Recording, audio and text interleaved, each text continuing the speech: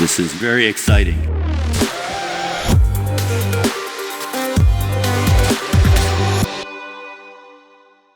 Joining me on the Unsolicited Response Show is Samantha Ravich.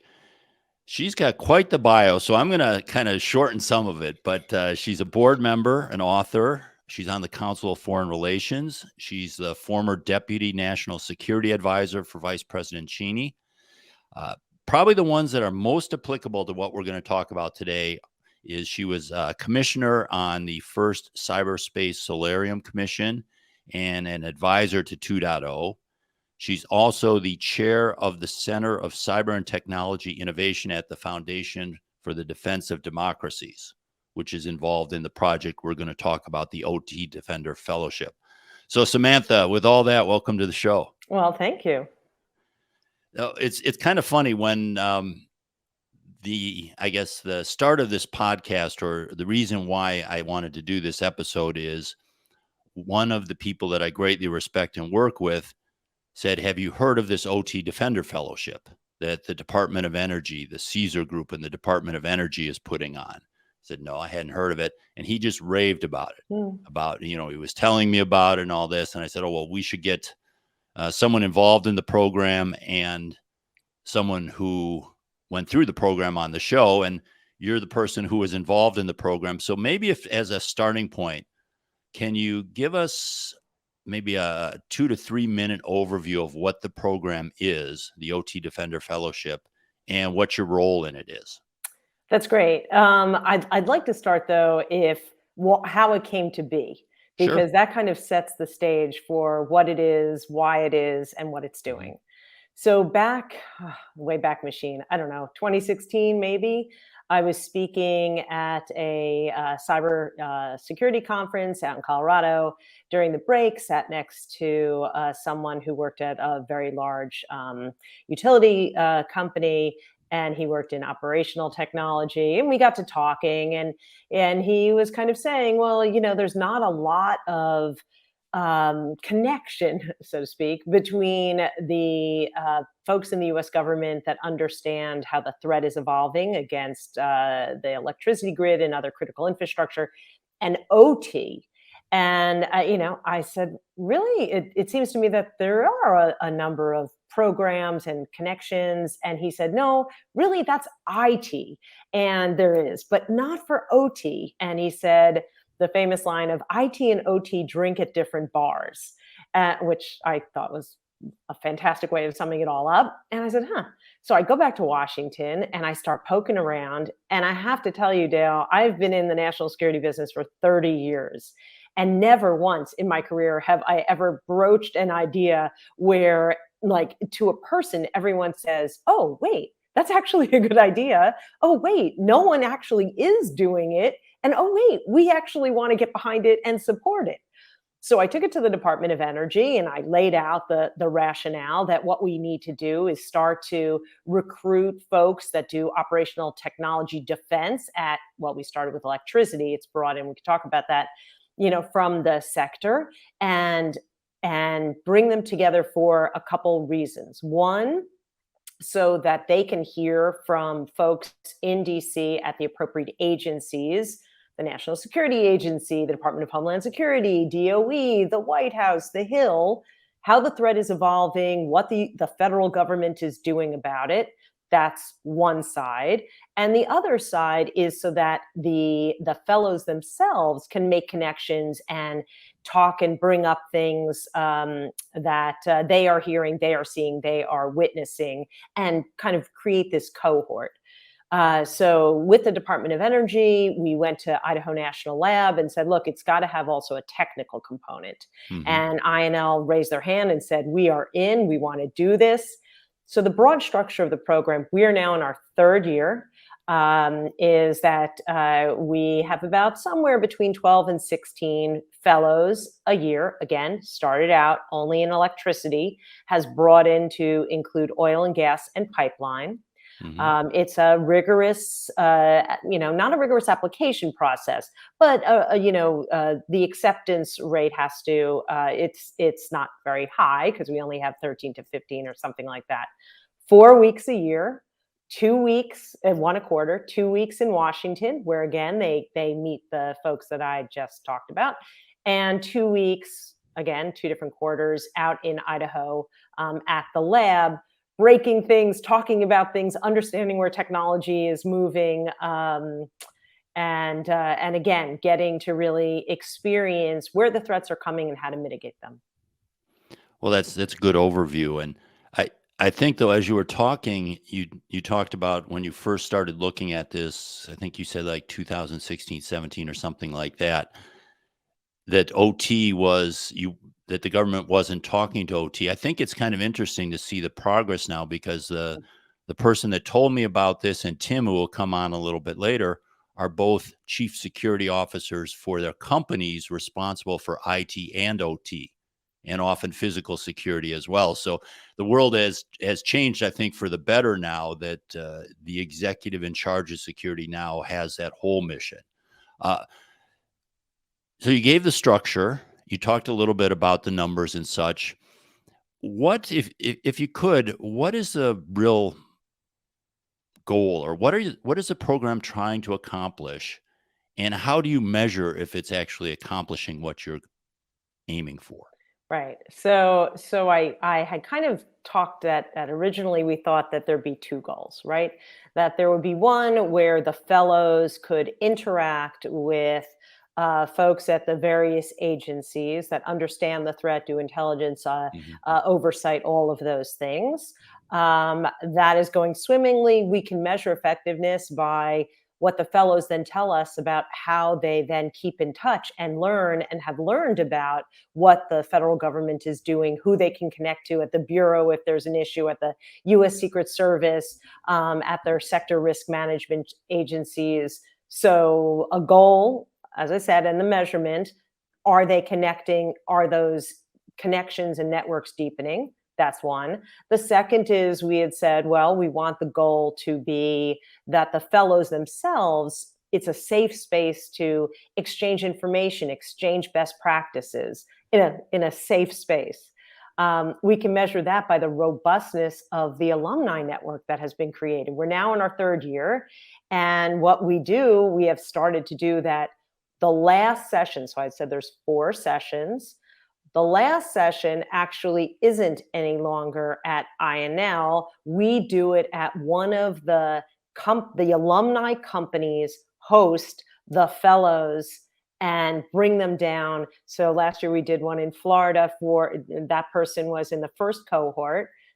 That person brought down the fellows that were in the current cohort from last year to kind of walk them through their SOC and talk to them again. I went through this program. This is what I learned. This is how I talk to my management and other folks around our executive team, their executive team, as well as their own direct reports.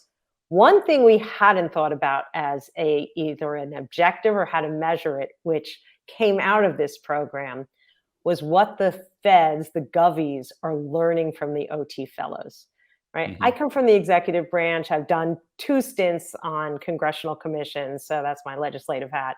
But I really, come from the federal government where we think we know more than we do. And so when I was helping set up this program, there was a lot of, the federal government is going to impart wisdom, to these folks in the private sector.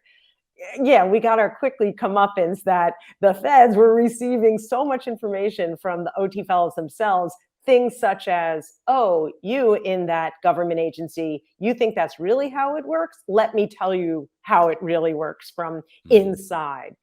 And so that objective is measured by how much feedback I get from the govies after participating in the program. Oh my God, you can't believe what I learned from the last OT fellowship. I'm still keeping in touch with those folks. They say they have something to think about. They then ping the people that they are working now with, from the sectors, and say, does this sound right to you? So that's an unexpected boon and just fantastic. Yeah, I think, and regular listeners to the podcast kind of get sick of me going onto metrics all the time. And this one is a very tough one because you can measure the effectiveness of the implementation.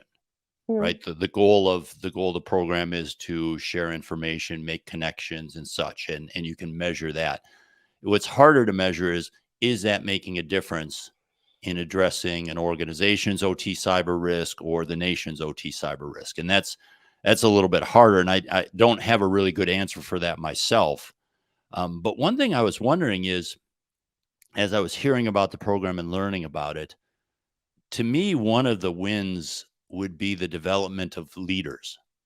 Like you would be developing a core, not a huge amount, originally 10, now 12, 15, 16, something like that.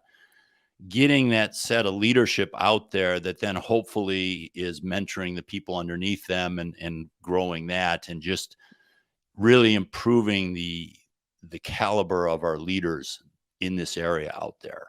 And I don't know how you measure that either, but to me, that's probably another potential win in the program. I think that's right, and of course the number is quite small. But again, we see it as people that go through the program saying, I want to recommend this younger person that works in my structure. They're an up and coming leader. They need to become an OT defender, right? They need to go through this program. So we've heard that a number of times, which is fantastic.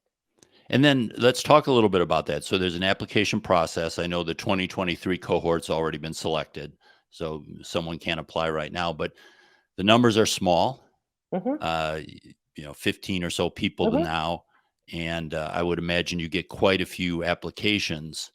What makes someone a good candidate to be an OT Defender Fellow? Well, we certainly want them to be in OT. We do get some folks, and I can understand the rationale that they're in IT, but they say that there's more and more, again, connectivity between the two, that they want to know more about OT. I get it, but that's not this program, right? This program is really geared to, folks in critical infrastructure. And again, we've kept it at the moment to electricity, oil and gas, and pipelines. They have to be high enough up the food chain that where they understand, obviously, and the technology itself and the threats against it, but have a little firepower to take back what they're learning and be able to, go up their chain and and across the management team to explain why certain steps may need to be taken. Because look, you mentioned in your preface, I sit on some corporate boards, right? And it's tough. It's tough to get the money allocated, for a threat that hopefully may never materialize. It's not a profit center. It really takes the words to explain, this is how the threat's evolving. This is how we have to secure our company and our systems. And so one of the things about the OTF is we also help the fellows be able to have that language, be able to, the talking points, the right talking points, be able to point to what they've heard in Washington at one of these agencies, what they've tested out new technology at Idaho National Lab, to bring back to their company and be able to have a voice in it. So they have to be at the proper level where their voice has a chance of being heard. What about criticality or size? If you're a large, are you more likely to be accepted if you're from a large critical infrastructure entity as opposed to maybe a smaller municipal entity? No, absolutely not. No, it's spanned. We have, some of the super majors, and, we have some, very, very small, both private and public companies. So regional diversification is important as well. Yeah, I would think too, if part of the goal is to inform the government, you would want to work on that mix. Yep. Right. You would want some smaller ones that are facing unique challenges that they could learn from the larger ones, and the government could learn about that as well. Because I know there's a huge effort for state and local type organizations in a variety of fields, and we have that more in water than electric, but it is still in electric. Yeah, and diverse and not just geographic diversification. I mean, some of the fellows hail from companies that only do electric. Others, come from large, multi-sectoral companies that not only do electric, they'll do renewables and nuclear, as well as I said, the super majors from oil and gas and so on. Okay. Well, Liz, let's bring Tim up, and I'll introduce him. Tim Pospisil is he was in the 2022 cohort, so the OT Defender Fellowship from 2022. He's the Director of Corporate Security and Chief Security Officer at Nebraska Public Power District, where he started. He's been there for a little while, and his journey is kind of interesting because he began in the nuclear area in 1999 at Nebraska Public Power, and then moved into cybersecurity in 2011. So, Tim, welcome to the show. Thank you. Appreciate it. Glad to be here. I guess I wanted to start. You've got a lot of responsibility in your job. CSO, Director of Corporate Security, Physical Security, OT Security, IT Security, as I mentioned before in talking to Samantha. And this program is a pretty serious time commitment. You're talking at least 4 times a year going somewhere for a week, and then there's off-site meetings, virtual meetings and such. How hard was it to get approval, and just almost you got to get approval from the company, and you got to get your own internal approval to say, I'm going to spend that much time away from my job that's already filling every hour and minute I have. How difficult was it to do something like that? For me, it really wasn't difficult at all. Once I explained what the program was, what the benefits were, NPPD has been very, very supportive of making sure that we have a voice in a lot of these external entities, external things that we're, are affiliated with, and they wanted to be a part of it. They saw the benefits to it. I asked my vice president about attending, and she didn't hesitate. It's like, yeah, I think this is a great idea. I think we want you to be a part of it. And they made the time. And in all honesty, the only way that I can be gone 4 weeks of the year is to have a great support team underneath me. I mean, I have a tremendous team that works for me, and some great leaders that are underneath me, and being able to be gone is because of the leaders that they were. So I'm very blessed to be able to participate. Well, and to pat you on the back a little bit, that's also part of being a leader, right? So the organization doesn't fall apart when you leave. That's what you're trying. You're not trying to be the sole firefighter only one that can solve the problem. So that's a good job by you. So you went through this in 2022. What was one or two of your major learnings or aha moments that you said, I didn't understand that, now I understand it better, or this is really going to help me in my role? I think the primary one that I would reference is a better understanding of what all of the different branches and security groups within the government do. What is their focus? What is their responsibility? What is the NSA's purpose and its role? What is the FBI's purpose and its role? What is, CISA's purpose and its role? And then being able to take that and apply it to, all right, now I have an incident, I have something going on, or a customer has an incident or something like that, or a peer, who do we need to call to get question A, B, C answered? That was always the question that we had was, I have regulatory requirements. We own and operate a nuclear plant, so I know I have to do some things with the NRC. We're a part of the NERC critical infrastructure program, so I have those things I have to do. But who else? Who else do I need to call? And depending on the situation, who is that? That helped provide a lot of clarity for me on, okay, I need to call this group for this, and this group for this, and maybe this group for this, and maybe all three. It just kind of depends.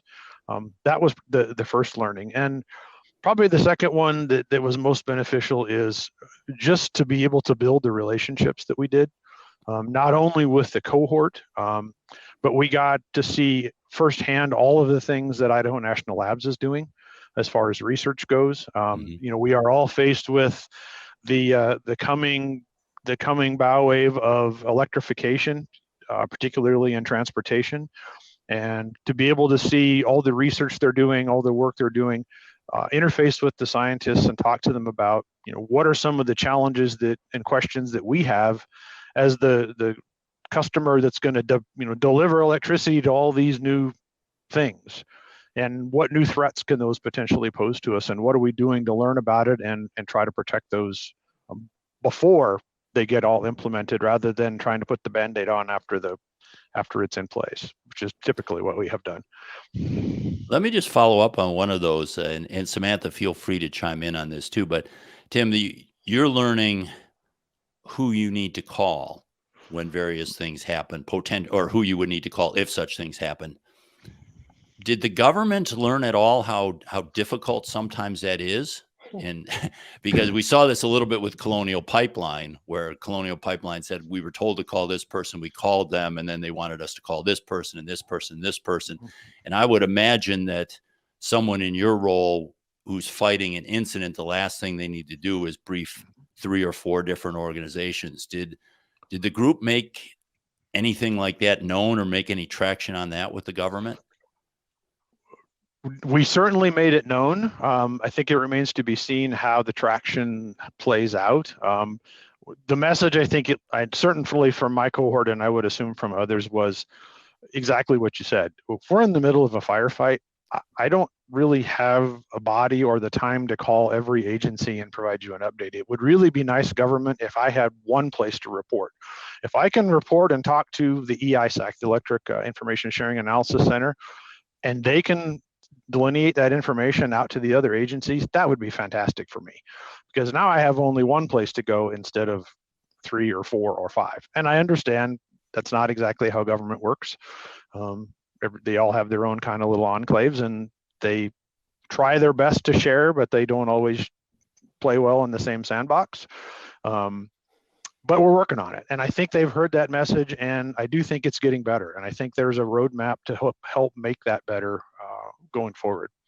Yeah, and I think Samantha, I'll swing this to you, but I when I heard about this program, I really liked the idea of people like Tim and the other cohorts talking to the government about, how difficult that is, and also the idea of government wants to help a lot of times. And I believe it's a sincere desire to help, but a lot of times they're not offering or sometimes demanding to be able to help in a way that's actually helpful. So I think the ability of the cohort to go to them and say, this is what we could really use, and all these other things you're offering, thank you, but they're not really going to help. They're actually going to make it tougher. Samantha, you dealt with this kind of interaction in the commission a little bit, right? In the Solarium Commission, as to what kind of structure and such needed to be put in place. Where do you think we are on that now? It's definitely still a work in progress. The fact that there has not been a successor to Chris Inglis nominated to be the National Cyber Director in the Office of the National Cyber Director. For your listeners who may not know, that was a key recommendation from the Congressional Cyberspace Solarium Commission, because in the words of the wonderful and miraculous Senator Angus King, at least Congress wants one throat to choke when it comes to what the executive branch needs to tell Congress. Tim's probably heard that term again. The same thing companies want.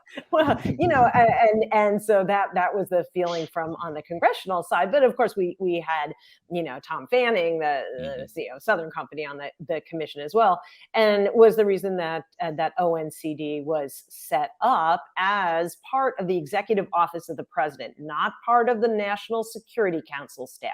It sits apart from that as part of the EOP, similarly to like the Congressional Budget Office, right? And the fact that no one has been nominated, and there's a great candidate, let me just say, in Kemba Walden, who is acting. She should absolutely be nominated, and then she would be quickly confirmed, I believe. But the point being is, it is a work in progress. It is fantastic sitting in these meetings where the OT fellows really give it to the govies. Like, hey, look, we're all here to both,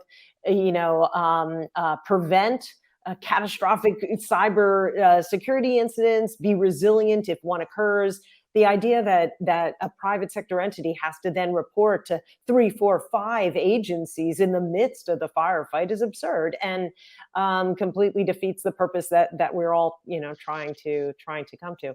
So it's great. It's great making them squirm, and it does give the govies a talking point, and certainly the congressional staffer and the members who hear it, because we also try to bring in a Hill component for every class. So, Tim, going back to your experience, there were 4 on-sites, 4 one-week on-sites. It might be a different answer, but which was your favorite and which was most beneficial to your role at Nebraska Public Power?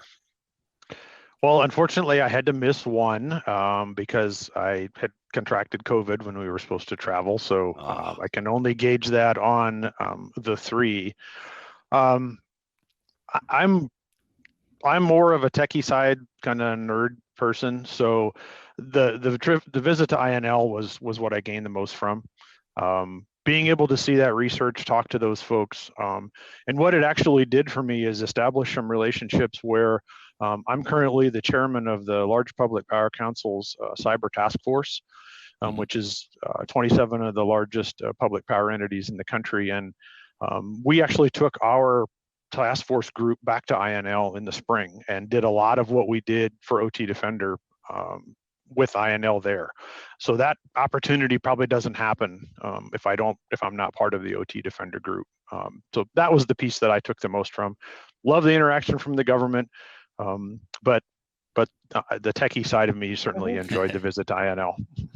Okay, that's great. Now, this is probably a question for both of you as well, but this is if we're just talking about information sharing, this is not a fast or efficient way of sharing information. You can send information out. There's a tremendous amount of public-private partnership information sharing efforts.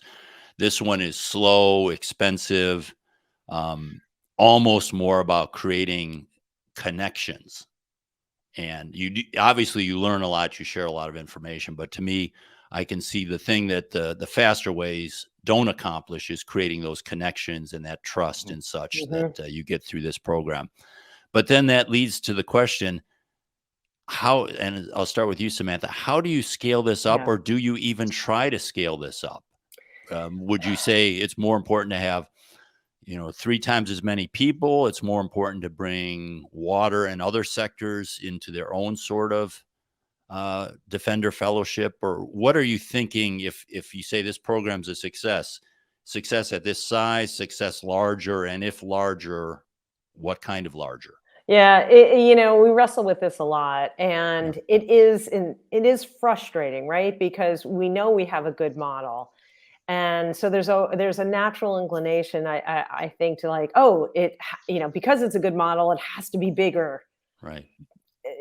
Yeah, but not. I mean, there are a lot of people that need this, but the fact of the matter is that it's resource intensive. People's time, the Govies' time, INL's time. We want to build that trust. So keeping it in manageable numbers, a trust conversation amongst 15, you can have 30, 40, probably not. And so, we kind of toy with, well, could we have a second cohort a year? But then there are resource constraints. Whether it expands to other critical infrastructure, water, is a really interesting one, right? The super majors in terms of water have probably a number of very similar SCADA type systems as the larger other folks that we're bringing in. The small, medium-sized water and wastewater, probably not. It'd be a different type of program, and we're thinking through how we can assist those folks as well, but a bit different than this one. Yeah. Tim, and I just a quick check with you. Did you think the size of the cohort was the right size? I do. I think about 15 to 16 range is about right. Not too big that you can't interface and build those relationships with your other fellows. but not too small either. I think that's about the right size. And I'm in agreement that I as much as you would like to grow it, I don't think any more than about cohorts a year would be feasible or appropriate. I think you referenced it earlier, and it's around finding those leaders. And I think the bigger you get, the chances are the program might get a little more watered down, and you might not get that leadership that you want.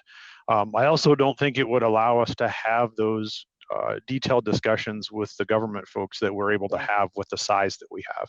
Yep. Yeah, no, I'd be inclined to agree with you. I mean, the title of the show is Unsolicited Response. My unsolicited response would be, I think you've really nailed the size and structure of it. But it might be beneficial to have cohorts in other sectors because water is very different than electricity. Water flows very slowly.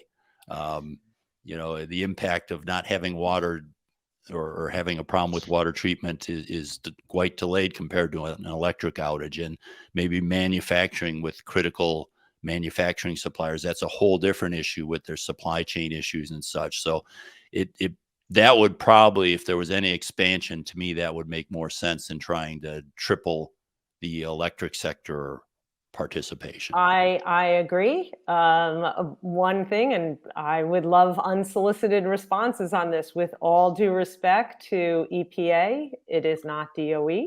And in terms of the personnel at that sector risk management agency to help guide and shepherd, give insight, support, there is that tricky issue. We're trying to figure that one out, because we do think that this is an important model for water, but we're trying to figure it out.